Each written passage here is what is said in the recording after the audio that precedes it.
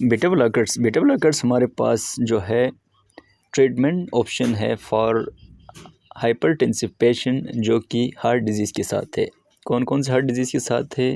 जिसको पहले supraventricular tachycardia हुआ हो, या इसको प्रीवियस कोई एमआई है, या कोई स्टेबल इसको इस्केमिक हार्ट डिजीज़ है। इसके अलावा जो है क्रोनिक हार्ट फेलियर जैसे डिजीज़ है। मोड ऑफ एक्शन की बात करें तो ये क्या करता है, आपके जो है बीपी को कम करता है by decreasing the cardiac output. तो ये बेसिकली आपके जो है बीपी को कम करता है बाय डिक्रीजिंग कार्डियक आउटपुट। लेकिन ये जो है ना बीपी के साथ साथ आपके हार्ट रेट को भी कम करता है। किस तरह कम करता है? पहला जो एक्शन है ये क्या करता है, रेनिन को इनहिबिट करता है। रेनिन बेसिकली ACE यानी कि जो है ना एंजियोटेंसिन 1 बनता है, फिर एंजियोटेंसिन 1 एंजियोटेंसिन 2 बनता है। एंजियोटेंसिन 2 क्या करता है, ये जो है आपके वेजो कंस्ट्रक्शन काज करता है। तो रेनिन इनहिबिट हो जाएंगे तो ये आपके जो है वेसल्स को डायलेट रखेगा, तो इसकी वजह से आपका बीपी कम होगा। इसके अलावा ये जो है अल्डोस्टेरोन को भी इनहिबिट करता है। ये अल्डोस्टेरोन क्या करता है, सोडियम और वाटर की रिटेंशन काज करता है, जिसकी वजह से आपका बीपी जो है हाई रहेगा। तो इसको इनहिबिट करोगे तो अल्टीमेटली बीपी आपका लो होगा। अगर हम देखें तो इसमें जो है प्रोपेनॉल आता है। ये फर्स्ट ड्रग था जो कि इस ग्रुप में डिस्कवर्ड हुआ था फर्स्ट टाइम।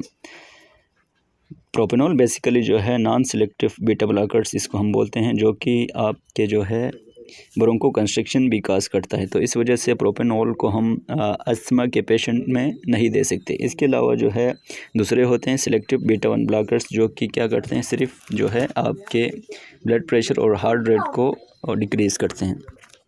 इसमें हमारे पास मेटाप्रोलोल आता है, एटिनालोल आता है, नेविबिलोल आता है, एसिबिटोलोल आता है, और इस तरह के कई ड्रग्स इस क्लास में आते हैं।